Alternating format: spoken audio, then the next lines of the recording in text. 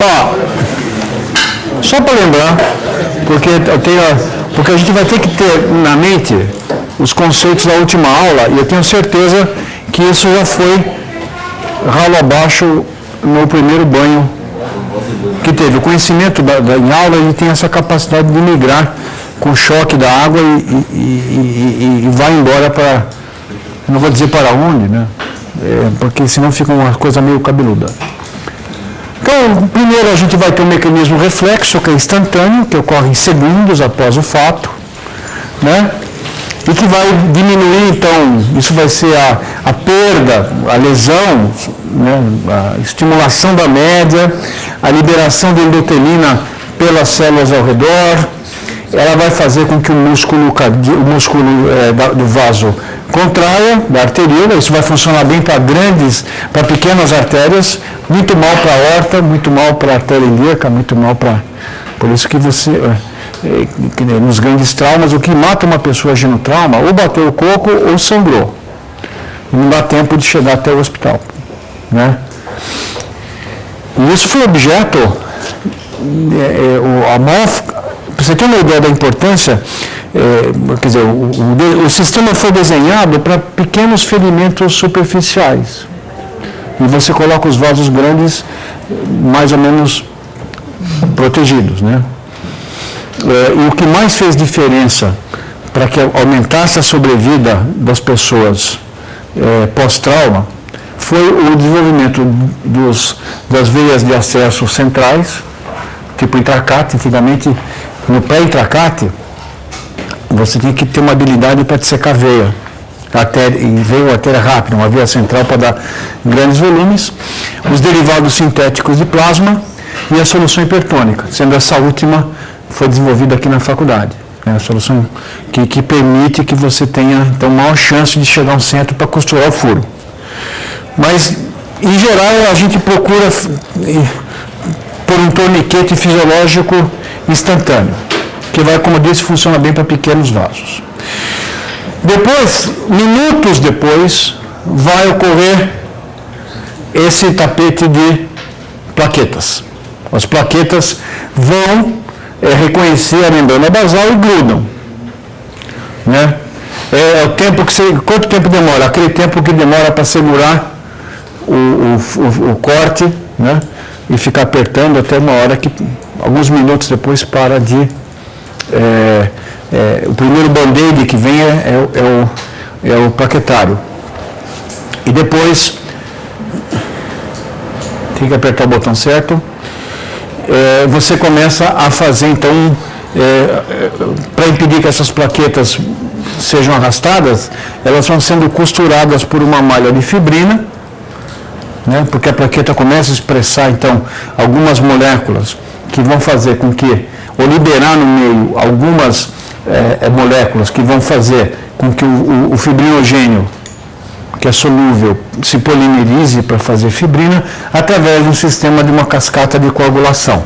Quer dizer, a fibrina a polimerização da fibrina é o desfecho final de uma cascata de coagulação. E a partir daí você vai recrutando, esse trombo vai cada vez mais se solidificando, e no caminho ele vai aprisionando hemácias, vai aprisionando polimorfos nucleares de leucócitos, e você tende então a fazer com que você coloque um glúten muito mais sólido, e ao mesmo tempo que o endotélio lateral começa a liberar fatores anticoagulantes para evitar, para que o trombo se forme somente no furo que ocorreu.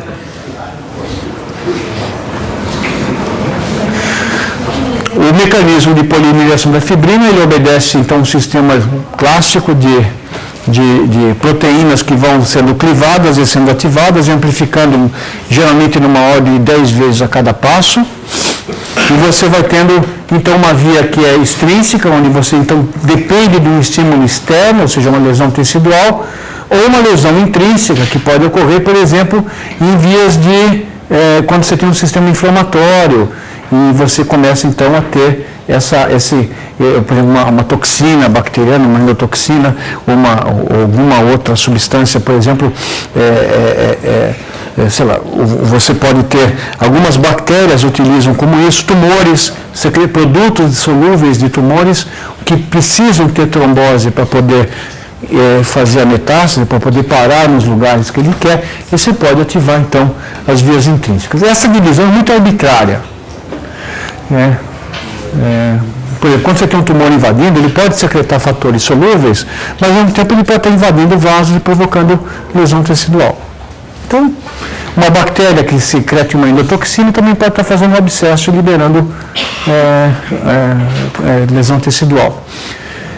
Então, mas de qualquer forma, depois de um tempo, esses dois mecanismos se encontram no momento que você então ativa o fator 10 e aí você chama o fator 5 e acaba chegando então a polimerização de protrombina. A protrombina e a trombina, então, sob a luz do cálcio, vai fazer então a polimerização da fibrina. Então, esse é o sistema que, teoricamente, todo dia, não é que todo dia a gente usa, mas a plaqueta a gente usa todo dia. Com certeza a plaqueta nós estamos usando todo dia. Mais uma vez eu digo por que eu sei que plaqueta eu uso todo dia. Porque uma das primeiras manifestações de doenças que infiltram a medula óssea ou diaplasia medular é petequias. O sistema de coagulação também deve ser usado todo dia, porque a maior parte desse fator de coagulação é o fígado que produz. E uma das manifestações da insuficiência hepática, você vai ver quando você começa a desenvolver petequias ou equimoses, o indivíduo começa a desenvolver então alguns sinais de que o sistema de coagulação não está funcionando legal. Tá?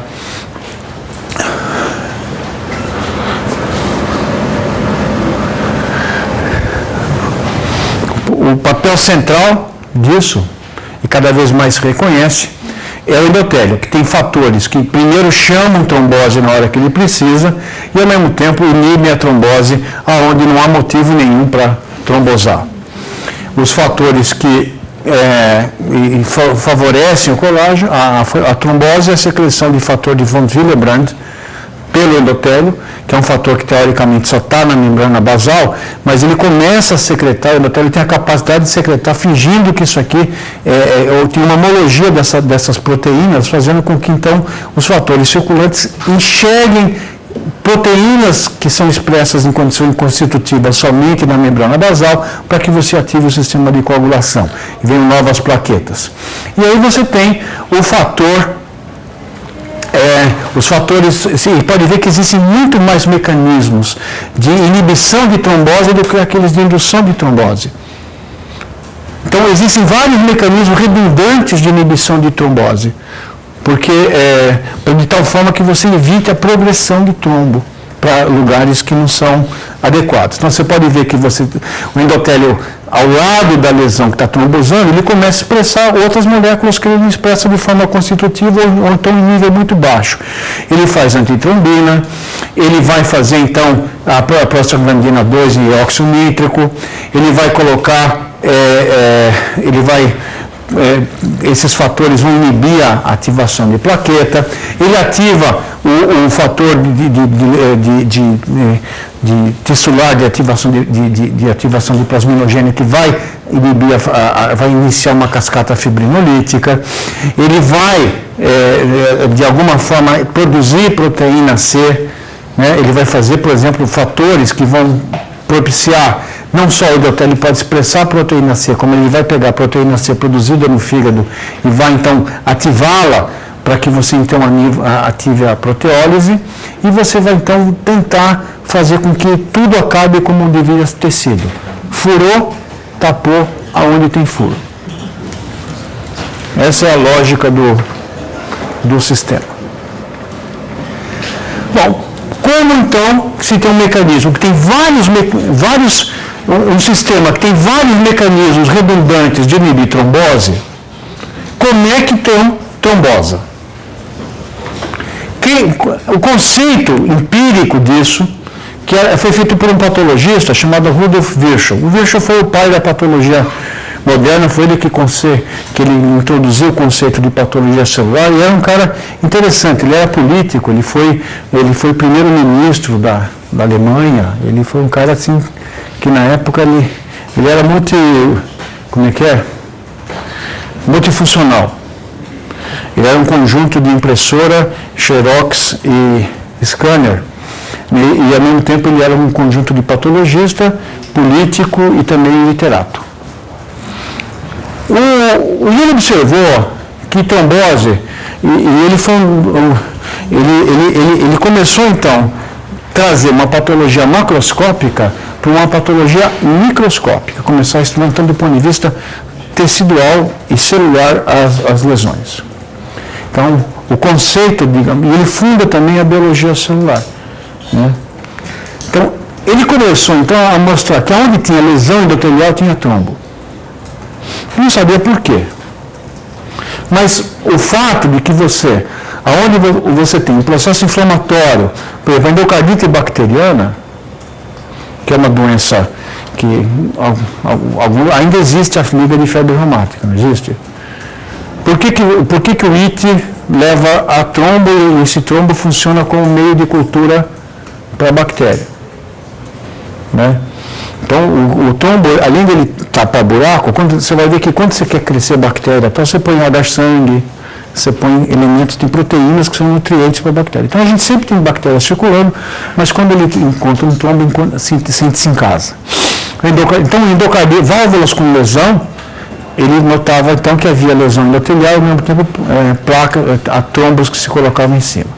Placas de ateroma, quer dizer, aquelas formas ulceradas, aterosclerose, lesões onde o fluxo turbulento, estenoses, ou então, por exemplo, uma estenose mitral, ou então você tem uma obstrução arterial por uma compressão extrínseca, podiam promover também lesão mecânica, descascar mecanicamente o endotélio, fazer com que o endotélio vivesse menos. Então, formava-se trombo em cima. Certas toxinas bacterianas, né, podem ser tóxicas para o endotélio e, consequentemente, produzir trombo. Radiação, mais tardiamente, isso não é coisa do Virchow, radiação. Então, você sabe, por exemplo, uma das consequências que o pessoal começou a ver de pacientes que eram submetidos ou a raio-x, né, a altas doses, mesmo nos sobreviventes de Hiroshima e Nagasaki, é que o endotélio, ele tem uma resistência, quando você detonava o endotélio, que tem um tempo de multiplicação de 3 a 6 meses, você começava a ver que tinha lesões e trombose das regiões irradiadas. Então, muita radioterapia de mama complicava com trombose de veias que drenavam o braço. E poluentes, o principal é o cigarro, né, o poluente que a gente carrega no bolso, mas poluentes atmosféricos também estão associados com maior risco de trombose.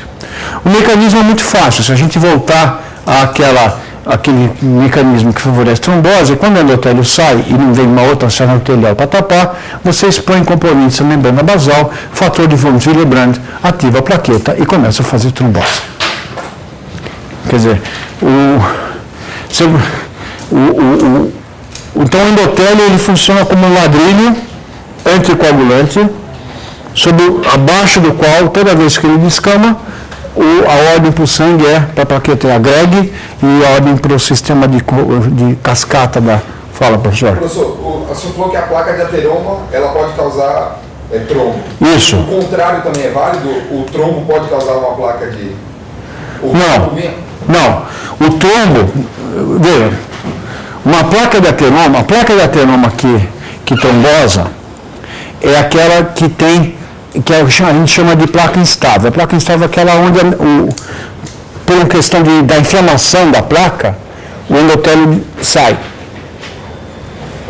Agora, você pode ter um trombo, mas você vai ter esclerose, mas não aterosclerose. Nós vamos ver que o processo de organização do trombo é fibrose.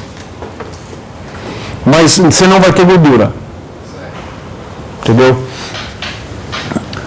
Então, poluentes atmosféricos também estão relacionados com isso. Hoje a maior causa de infarto do miocárdio, como eu disse já, fora o cigarro, é exposição a tráfego e poluição. Alterações de fluxo sanguíneo local, então ele percebia toda vez que você tem uma insuficiência cardíaca, uma veia dilatada, uma varicosidade, ou uma situação onde o átrio não funcionava direito, uma fibrilação atrial, você tinha trombose. Por quê? Isso vem depois da explicação. A gente tem, os nossos vasos, você põe esteto na artéria radial. Você escuta alguma coisa? Não, só na hora que você comprime para medir pressão arterial. Ou se você tiver um sopro, você vai colocar na carótida o estetoscópio, você vai ver que vai fazer parte, para saber se tem uma estenose de carótida, o esteto ali para saber se tem algum sopro. No coração, para saber se tem sopro. Então, o sopro, ele é a expressão sonora do fluxo turbulento. Onde uma parte da energia perdida no sangue bater cabeça para onde ele devia ir, ele se transforma num som. Muito bem. No regime de fluxo laminar, aonde tem a maior parte da energia cinética? Em que parte do fluxo? No meio. Então, onde estão indo os elementos figurados do plasma? No meio. Então, as plaquetas passam longe, você entendeu? Os neutrófilos passam longe. Na hora que você reduz a velocidade do fluxo, ou então provoca desorganização do fluxo laminar, a plaqueta pode encontrar o endotélio. E aí, então você tem uma situação de fluxo onde a plaqueta, onde iria o endotélio, pode ter uma conversa e pintar um clima, você entendeu? E quando pinta um clima entre a plaqueta e o endotélio, a resposta é sempre um trombo. Por isso que situações onde o sangue não flui com a velocidade previamente desenhada no nosso projeto original, levam ao contato íntimo entre a plaqueta e o endotélio e, consequentemente, ativação da plaqueta. A plaqueta não foi feita para encontrar o endotélio com muita intensidade. Então, esse deslocamento dos componentes celulares do sangue em direção ao endotélio por redução do momento, da força que os impulsiona dentro do leito sanguíneo, faz com que você possa ter uma marginação de plaquetas. Então, onde acontece isso, né? Então, eu peguei dois exemplos. Restrição ao leito, né? Você veja que essa é uma discussão. Quantos corações nós temos?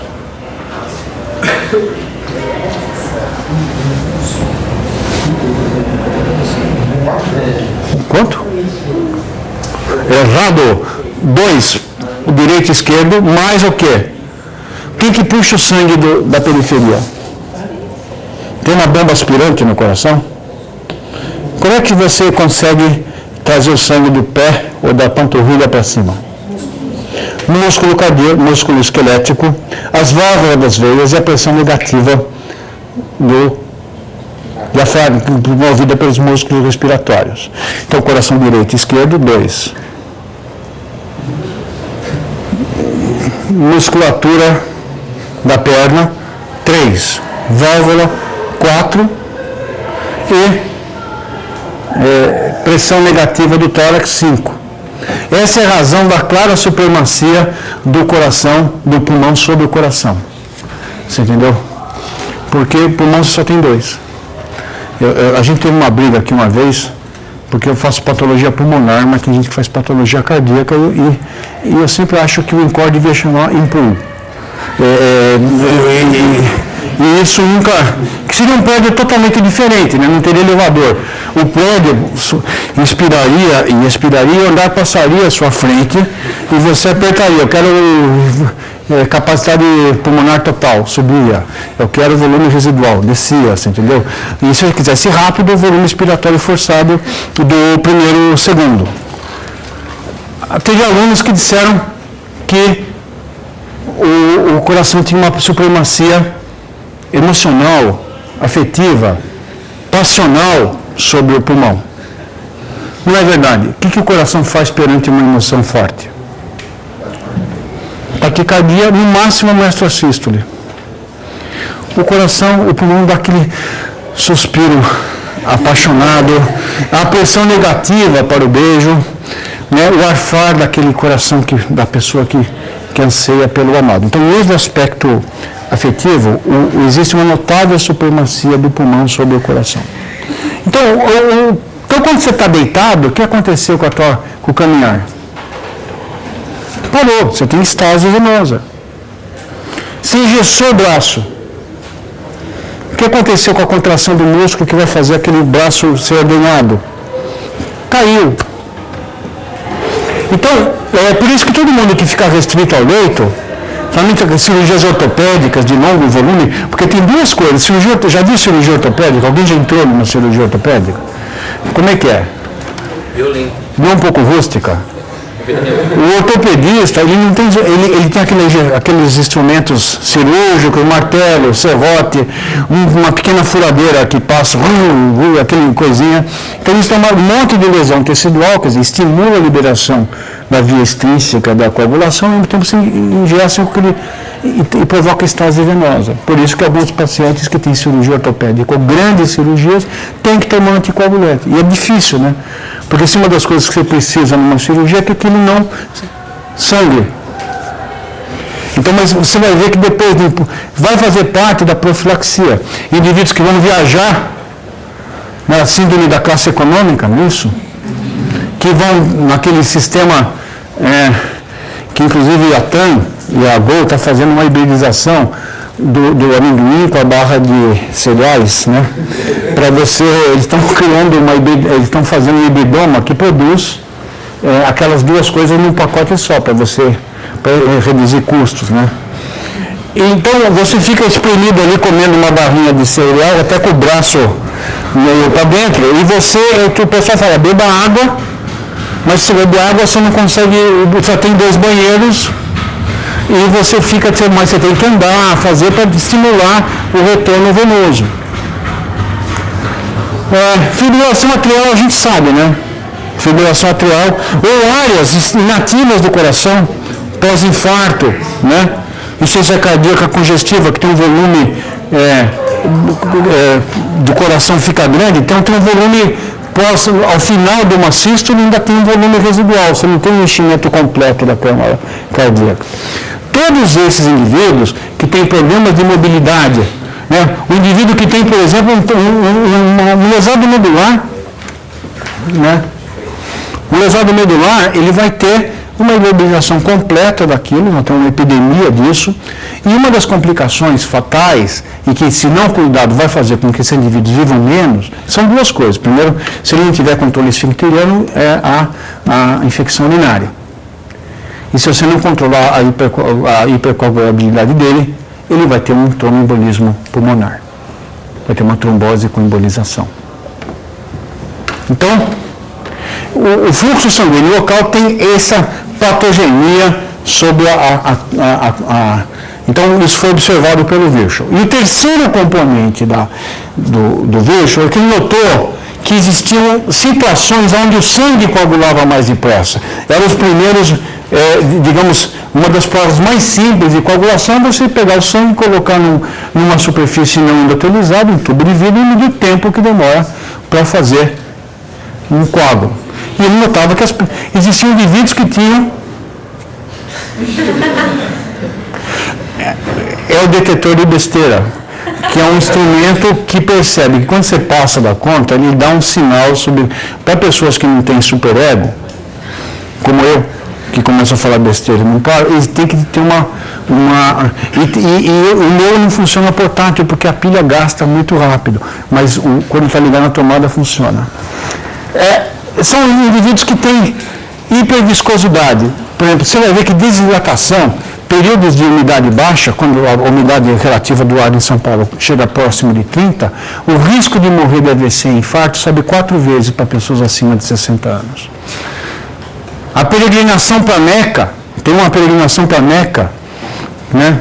Todo indivíduo muçulmano tem que fazer pelo menos uma vez na vida uma peregrinação para Meca. E lá não é, digamos, o lugar mais... O caminho pelo deserto não deve ser o mais refrigerado, úmido possível. E a moçadinha morre, tem um monte de gente que morre na peregrinação. Né?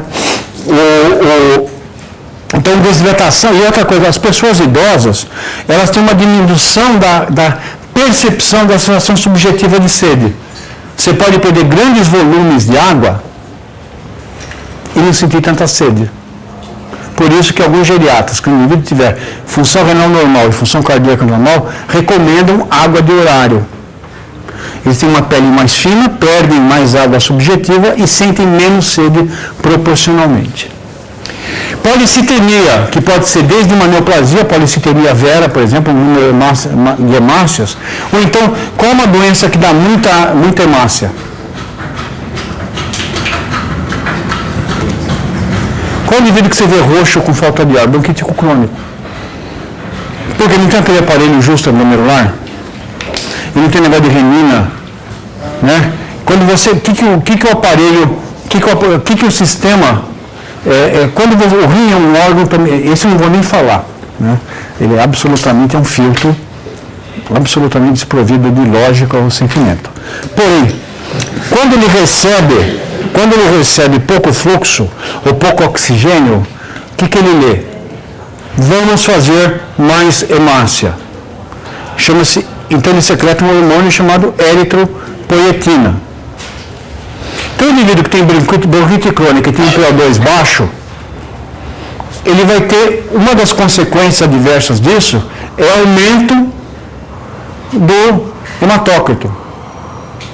Aumento do hematócrito com pouco oxigênio, o indivíduo fica azul, cianótico. Então, o hematócrito, esse indivíduo faz 55, 60 de hematócrito. Indivíduos que sobem, uma das causas, tem uma doença que foi descrita pelo Schoklo-Moncher, que é um indivíduo que trabalhava, é um peruano, que começou a notar que as pessoas que moravam em altitude, não só desenvolviam o hematócrito alto, como tinham uma redução da resposta à hipóxia. Essa é a vantagem. Os Sherpas do Himalaia, quando você põe ele para respirar oxigênio baixo, ele não sente a dispneia. Então ele hipoventila. Pessoas com apneia do sono também têm hematócrito alto. E quando se aumenta a viscosidade do sangue, ele coagula mais depressa. Então, hipoxemia crônica, seja porque você tem uma doença respiratória, porque você vive num lugar alto, ou então problema restritivo, né? Obesidade mórbida. O que acontece quando você é obeso? Né? Quando você está de pé, a descida do diafragma é ajudada pelo peso das vísceras abdominais. Então o diafragma é ajudado. Aqui em contrapeso de porta de garagem, deita agora. Você viu o concurso de Miss? Vamos a um assunto normal, a fazenda. O pessoal aparece sempre de costa na piscina para a barriga ir para dentro, porque o conteúdo abdominal puxa a barriga para dentro. Quando você deita, o diafragma tem que não só vencer a pressão elástica do pulmão, quanto empurrar o conteúdo abdominal para cima. Tanto que se você colocar fazer medir o potencial evocado do nervo frênico, para o mesmo nível de ventilação, você gasta de 2 a 3 vezes mais estímulo muscular deitado do que de pé. Por isso que o indivíduo, quando vai tendo uma doença obstrutiva, ele dorme reclinado. O indivíduo com muita dispneia, o que faz? Ele fica assim, ó. Jogo casado solteiro, né? Ou Arquimedes de rugby, como eu já vi. O indivíduo entra, há uma disfunção, quer dizer, uma disfunção cognitiva, o indivíduo acha que pode jogar como tinha, quando tinha. Existe uma curva, né, aos 20 anos você está no auge da atividade mental e física. Com 30, você está no auge da mental, mas o físico começa a cair, você fala, não dá mais para jogar rugby, por exemplo. Então, a atividade mental está lá em cima e o físico cai. Quando você chega com 40, 50, a atividade cognitiva cai. E você acha que pode fazer atividade física como quando tinha 20. Então, essa queda da atividade mental com subida da atividade física leva a grandes tragédias ortopédicas e cardiovasculares. E o cara não tem noção e fala, pode ligar. Né? Que ele fica naquela sensação. E ele faz aqui posição, ele vai se reclinar aqui para que você tenha o casamento perfeito entre a descida do diafragma aqui anterior com o vetor do peso do conteúdo abdominal. Então, ou seja, do ponto de vista prático, a parede torácica não é só o tórax ou o diafragma. O conteúdo abdominal, o abdômen faz parte do funcional das forças que vão ser vencidas durante o ato respiratório. O indivíduo obeso, ele tem tanto que tem uma síndrome chamada síndrome de Pickwick. Vocês leram As Aventuras de Mr. Pickwick, do Charles Dickens? O Pickwick era um cara gordinho, que roncava e parava de roncar, então ele tinha apneia do sono. O roncador, quem dormiu na zona de influência sonora de um roncador, sabe que ele ronca, todo mundo entra em ressonância até com ele. Aí de repente ele dá uma parada, você fala, parou de roncar. Aí ele volta cantando pneu depois. O que é? É uma apneia. Aí o PO2 cai, e aí ele estimula, ele vem hiperventilando e consequentemente hiperroncando. Então esses fenômenos de apneia levam a períodos de hipoxemia transitória e aumentam o nível de hematócrito. Ali ele está associado com hipertensão pulmonar e hipertensão arterial e descompensação de ciência cardíaca congestiva. Então, existem então condições que você tem aumento da viscosidade sanguínea. Outra coisa que aumenta a viscosidade sanguínea e favorece trombos são as deformações das hemácias pelas hemoglobinopatias, sejam elas congênitas, sejam elas adquiridas pela infecção. Malária, por exemplo. Existe nos episódios de falcização, você tem uma situação de hipercoagulabilidade muito grande, porque a deformação da conformação da hemácia modifica totalmente a reologia da hemácia, aumentando bastante a viscosidade do sangue ou seja, a resistência que aquele fluido vai exercer quando ele passar num território vascular. Está indo bem? Medicamentos. O mais clássico é o anticoncepcional. Mas existem outros medicamentos como anfetamínicos, algumas substâncias tóxicas. Por exemplo, uma das teorias para que os dinossauros sumiram na Terra é o consumo de toxinas a partir de vegetação com fatores anticoagulantes. Tem várias formas de você matar. O Brasil perde ao redor de 2 milhões de cabeças de gado por ano por comer porcaria no pasto. E um dos mecanismos que faz levar à morte desse animal é trombose. Tumores. Seja pela lesão tecidual, pelo crescimento, alguns tumores, principalmente de próstata e de pâncreas, secretam, tanto que se mede essas proteínas, o antígeno cássio embrionário, antígeno, proteína específica de próstata, antígeno prostático específico. E essas proteínas, de alguma forma, estimulam a coagulabilidade sanguínea. Então, uma das manifestações paraneoplásicas é indivíduos que não tinha trombose nunca, e de repente começa a fazer trombose, às vezes são microtromboses. O indivíduo está bem, de repente ele fica tem um lapso assim, fica meio xarope, passa 1, 2 dias sem falar, que nem eu assim, sem falar coisa com coisa, de repente aquele trombo é reabsorvido e ele volta a fazer, são microtrombos. Então, alterações de cognição abruptas ou fenômenos tromboembólicos sem explicação aparente, procure também neoplasia.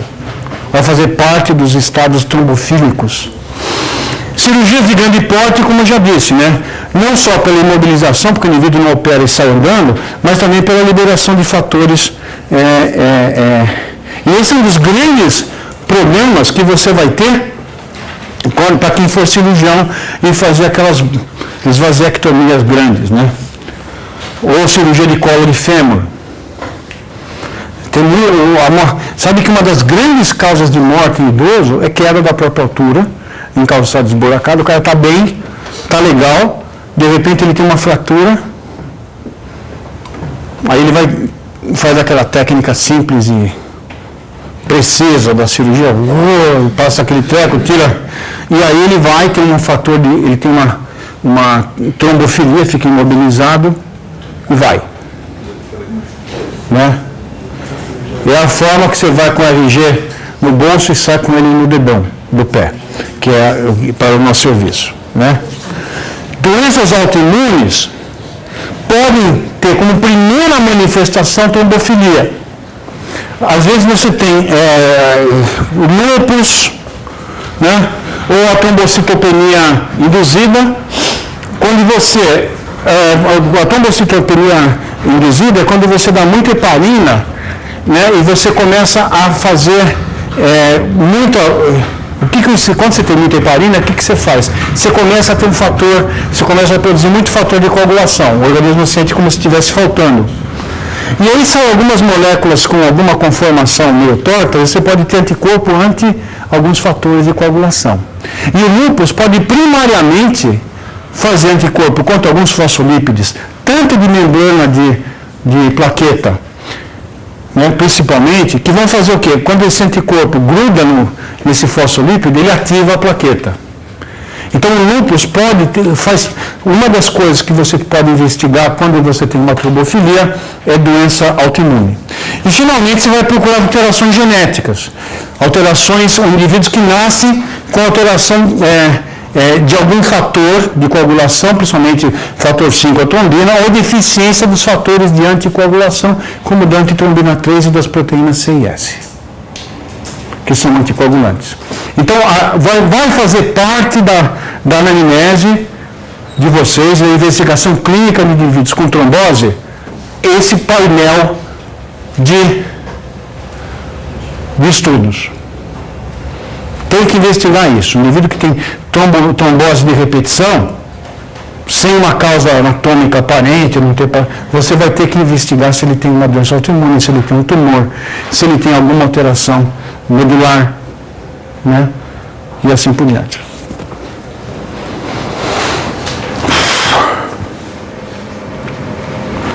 A vida no tempo do bicho era mais fácil, né? Ele só descrevia isso e não queria saber por quê.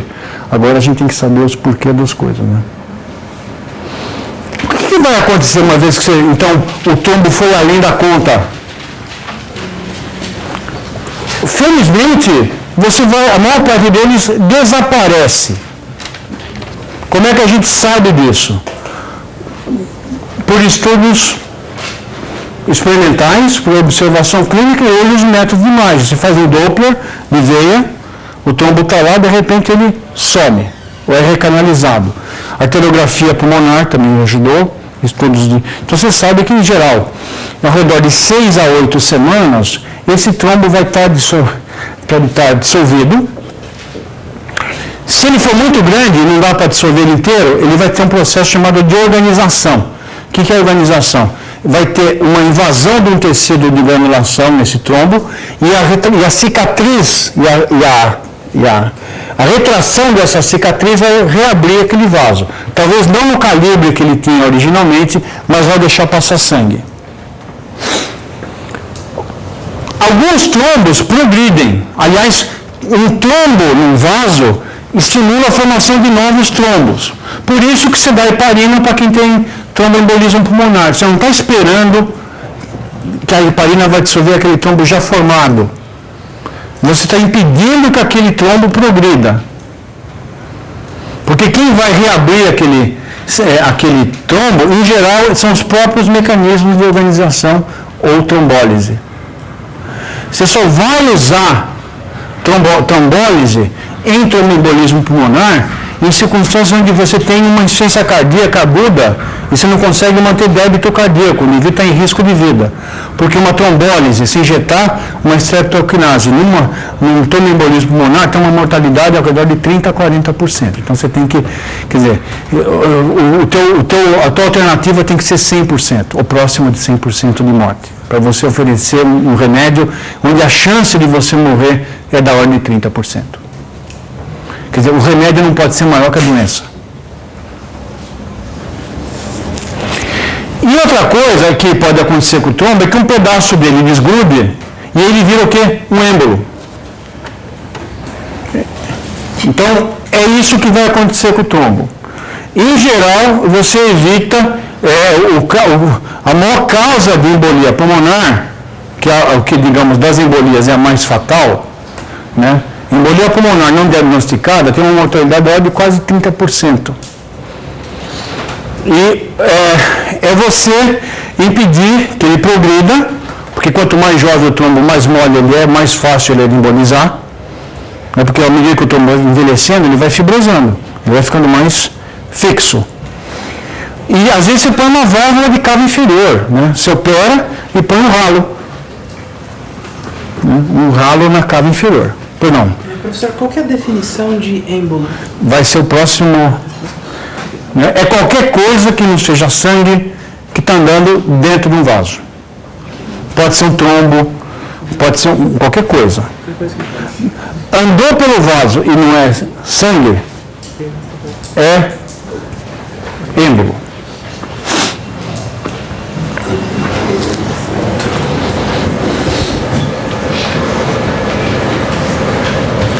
Então, esse aqui é um trombo, já mostrei na última aula, né? Deixa eu apagar aqui na frente.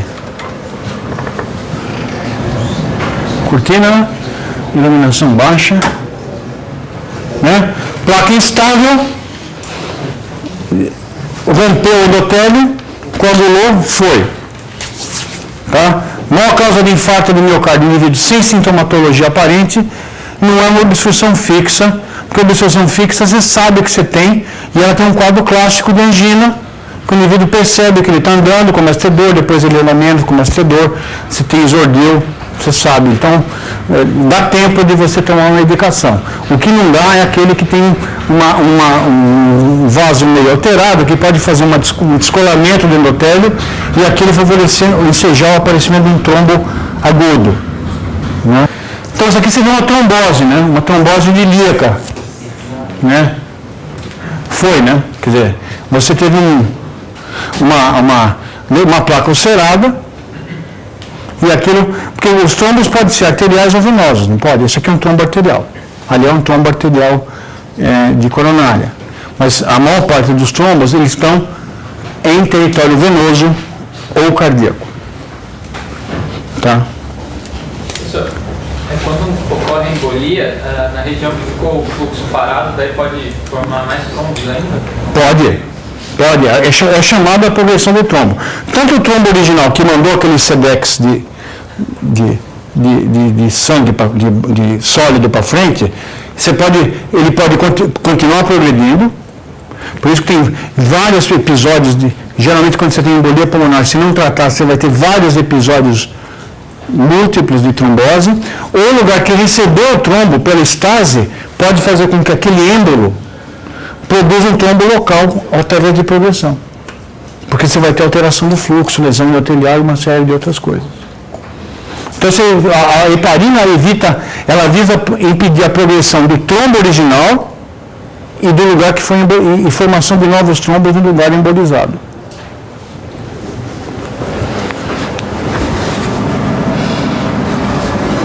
Então, embolia, a melhor definição que eu procurei escrever hoje foi a mobilização de material não sanguíneo no leito vascular. Então, isso pode ser fragmentos de trombos, pode ser gás. Né? Embolia gasosa, ela pode ocorrer, por exemplo, devido a um trauma fechado de tórax. Ele tem uma variação, mas perto de explosão, por exemplo, você pode ter ruptura de capilar e entrar. Aquele menino que tem aqui, sabe que está na cadeira de rodas, que vem de vez em quando na aula? O que o pai traz é na turma de vocês. Tem uma outra turma, tem na turma, vocês são turma A ou B? Então na turma A vem um pai trazer um menino em cadeira de rodas. Ele era ex-aluno da faculdade, eram dois irmãos gêmeos, um foi primeiro e outro segundo da FUVEST, aquelas famílias que nasceu com Apgar 10 e foi tirando 10 a vida inteira. Ele estava indo para o HU, tomou uma pancada de carro, foi operado aqui no HC, arrumaram ele inteiro. Ele foi para o Einstein e o cirurgião que operou ele aqui cuidava dele no Einstein. Ele estava sacando o intracate e eles estavam contando piada um para o outro. Na hora que ele sacou o intracate, ele estava de pé, ele inspirou, veio o êmbolo,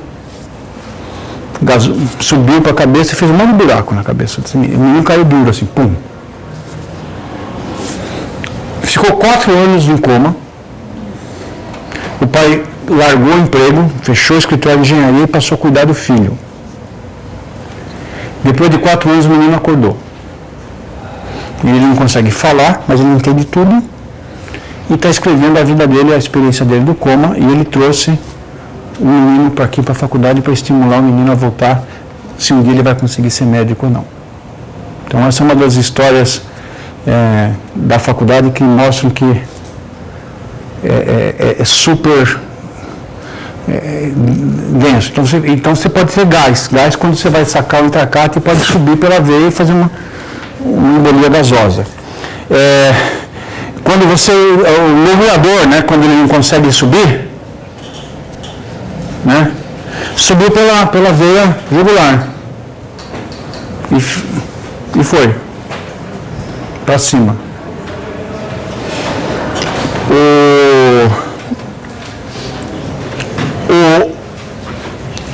Quando você faz mergulho de profundidade e você, às vezes tem uma narcose, você percebe, putz, eu tô não vai dar tempo, eu não vou poder fazer a descompressão. Então aquele gás dissolvido no sangue pela alta pressão, ele expande e faz uma embolia gasosa. Tem um amigo meu que jogava rugby e é cirurgião, urologista, que teve isso, teve uma embolia gasosa, ele relata que ele começou a sentir estalo. E isso tem também na medula, né? Você começa a ter em vários lugares, ele subiu e já começou a sentir que ele estava paraplégico no caminho. Ele recuperou. E a função cognitiva dele não dá para saber porque ele jogava rugby, então ele já saía do patamar ruim, né? Então não dá para conferir, porque já estava bastante comprometido. Oi? Não, também. Então, eu joguei muito, eu também joguei, então isso explica certos comportamentos que eu tive. Então, o gás está aí, descompressão, ou então explosão, né? Queda de muitas alturas, traumatismo de tórax, né? Pode dar embolia gasosa. Líquido amniótico, trabalhos de parto tormentosos, né? O útero vai comprimindo, você tem ruptura, embolia de líquido amniótico, e é uma das causas de morte materna, principalmente em condições onde você não tem assistência ao parto, né? Tumor pode embolizar tamanho grande. Um tumor grande infiltrando a cava inferior pode dar bola grande, dando um quadro parecido com um quadro pulmonar. Drogas, injetor, você vê, né? Você vê aquele talquinho assim, básico, a pasta de droga injetável, né? Você consegue ver. Tem gordura em traumas grandes e fraturas de osso longo, né? Você pode ter fratura de fêmur, a medula óssea emboliza. E é uma das complicações importantes de causa de insuficiência respiratória aguda e dano alveolar difuso pós-traumatismo. Quer dizer, o indivíduo saía do trauma, você consegue passar o fio, pode consertar a hipovolemia, mas essas embolias suscitam um processo de hipóxia grave e também, lamentavelmente, os acidentes com a catéter central. Não é incomum que você jogue comida, de vez em quando aparece ou então um pedaço do catéter, né?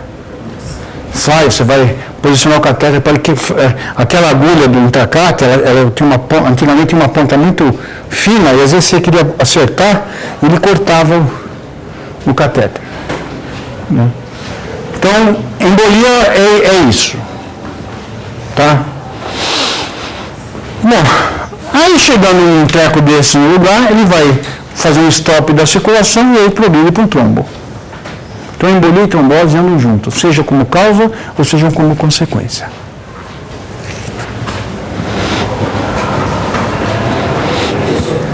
Pois não? Existe uma complicação, eu lembro que você falou de cirurgia ortopédica, por exemplo, gente que vai tirar uma parte de um membro, ela pode ter uma embolia gordurosa? Gordurosa, porque você vai serrar o osso. Né? E a amputação é uma das coisas que era cirurgia de R1, mas tem que ser cirurgia do R-Deus. Porque não só você tem que fazer ela o menos traumaticamente possível, mas hoje você tem que preservar musculatura e área suficiente para você colocar uma prótese. Quer dizer, você tem que planejar a prótese a partir... Porque hoje tem prótese que mobiliza. Hoje eu estou para contar a história. A gente foi jogar rugby final contra o SPAC na São Paulo Athletic Club, lá na represa. E na volta tinha esse eu posso falar, que é o Marcos Guedes, que era um sextanista. Ele era recordista universitário de salto em altura e corria 400 metros no 4x400 da faculdade. Ele estava de moto, bateu no ônibus, teve um esmagamento do membro inferior esquerdo. Aí, como ele era atleta, todo mundo quis preservar a perna dele.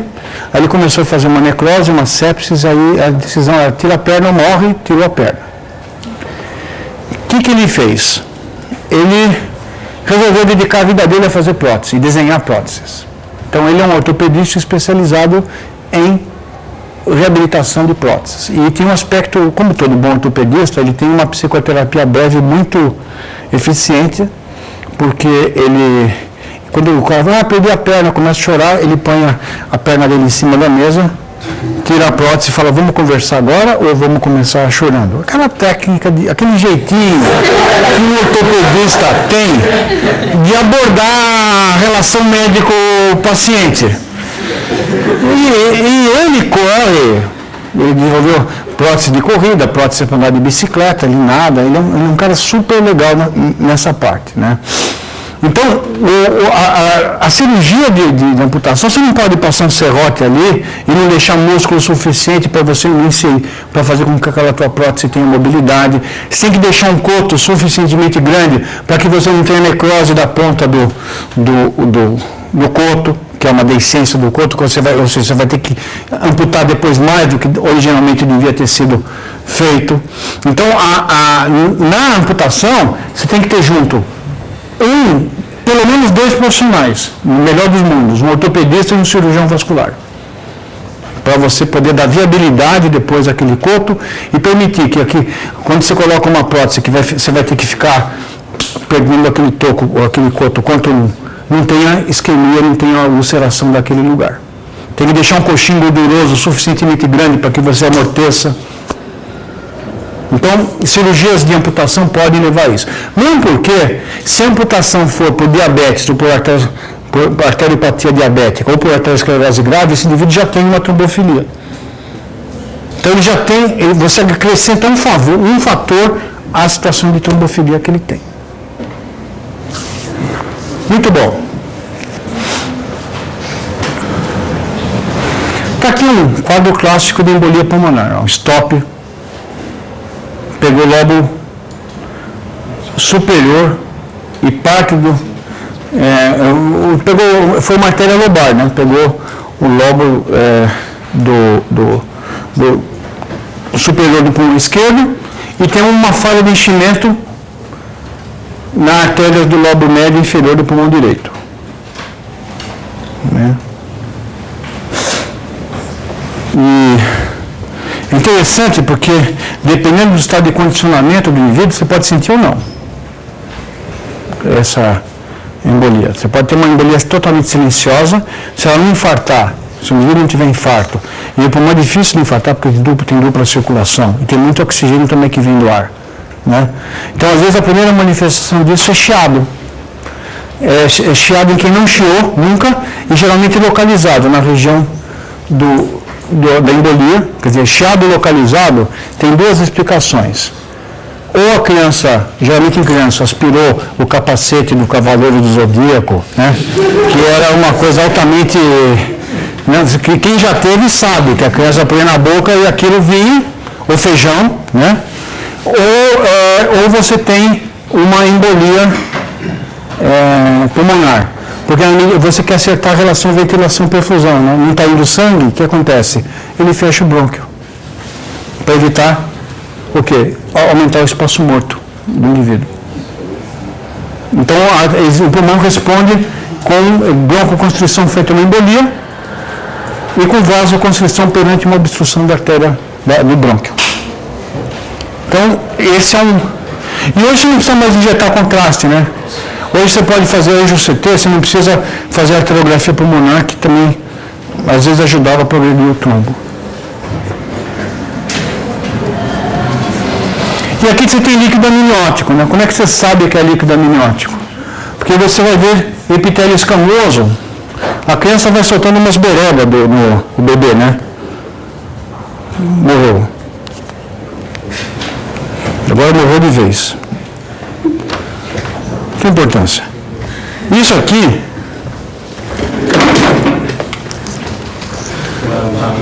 é a face superficial do epitélio escamoso do bebê. À medida que o bebê vai crescendo, ele vai tendo que crescer a pele e vai renovando o epitélio. Então, isso aqui são as chamadas escamas, escamação da pele do bebê que aparece e que é solto no líquido amniótico. E você vê esse baratinho aqui, né? E isso aqui é um trombo secundário que se forma em embolização da presença desse elemento estranho parado no vaso.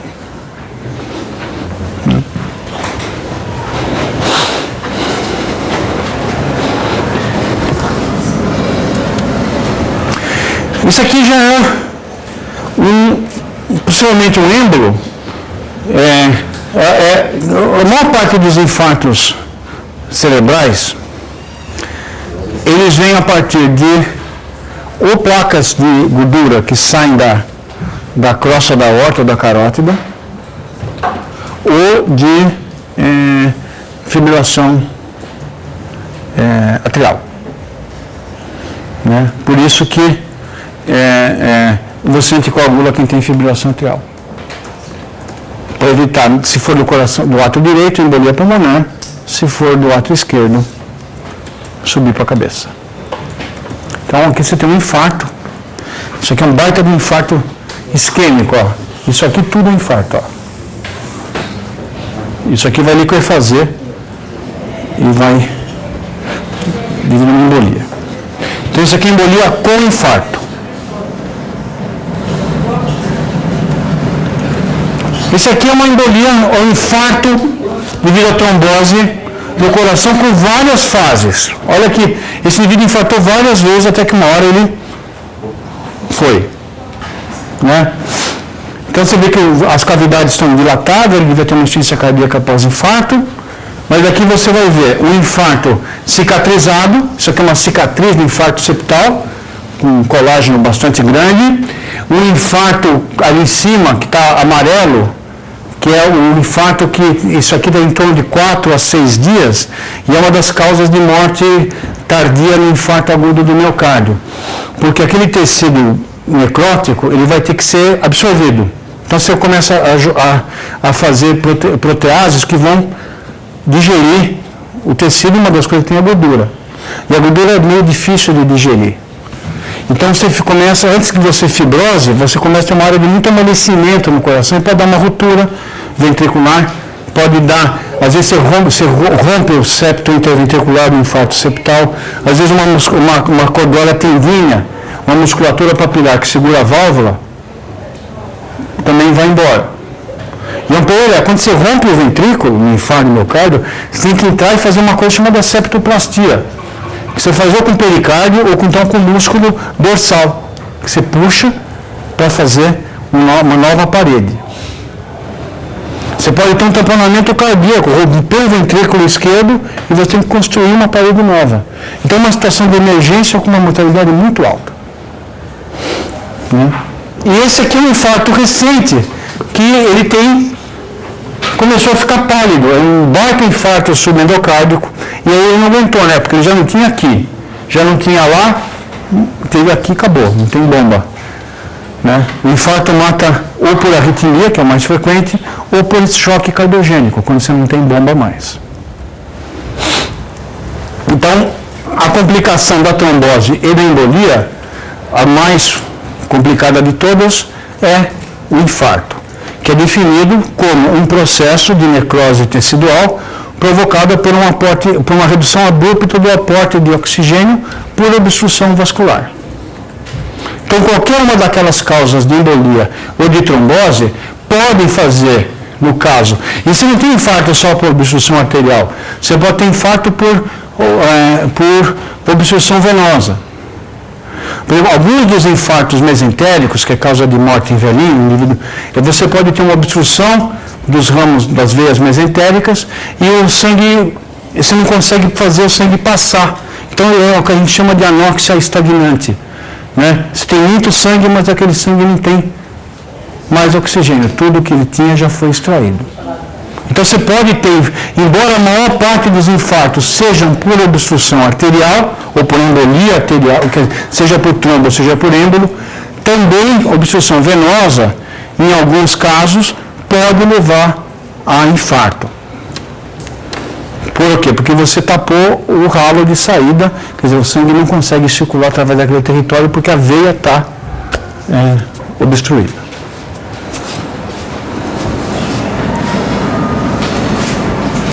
Bom, eu não quero fazer minha aula parecer mais importante do que ela é, mas você não consegue se formar médico se não souber embolia e infarto.